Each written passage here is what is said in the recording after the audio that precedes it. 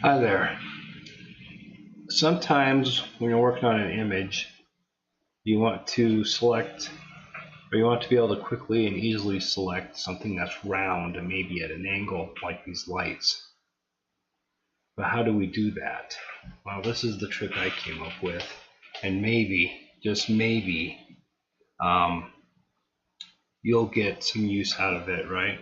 So, first thing we do is we grab a line or a guide from the rule over here, and we drag it to the edge of what we want to uh, make a selection out of. Then we grab the other one and move it to the other edge. Now you might need to eyeball this sometimes because it could be obscured. But we'll eyeball it a little bit. And then now we go to the top and we bring another one of these down and get to the edge on the top and bottom like we did before.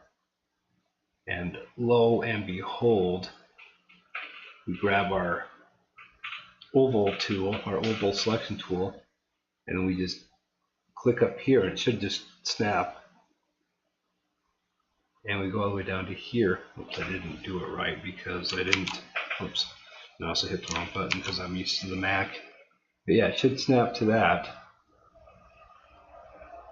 and there we go. We have a selection. So you might be asking, well, that's a pretty neat trick, but why would I use it? And I'm thinking, well, if you want to make your light kind of red, there's a red light,